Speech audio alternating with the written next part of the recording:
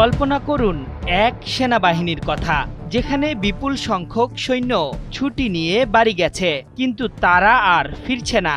শত আহ্বানেও তাদের আর যুদ্ধের জন্য ব্যারাকে ফিরিয়ে আনা যাচ্ছে না। এমন ঘটনাই এখন বাস্তব ইসরায়েলি সেনাবাহিনীর ক্ষেত্রে। আন্তর্জাতিক গণমাধ্যম টিআরটি ওয়ার্ল্ড বলছে, ইসরায়েলের প্রায় 1 লাখ রিজার্ভ সেনা ছুটি শেষে আর ফিরে আসেনি।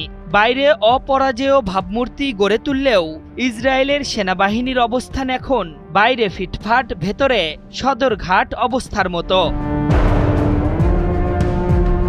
গুরুত্বপূর্ণ বন্ধুদের আপত্তি ও আন্তর্জাতিক মহলের তীব্র নিন্দা সত্ত্বেও গাজা উপত্যকার পরিপূর্ণ দখল নিতে নতুন করে সামরিক অভিযান শুরু করেছে বেনিয়ামিন নেতানিয়াহুর সেনাবাহিনী। তবে ক্লান্ত, বিপর্যস্ত রিজার্ভ সেনা দিয়ে আদৌ গাজা দখল করা সম্ভব কিনা সে নিয়ে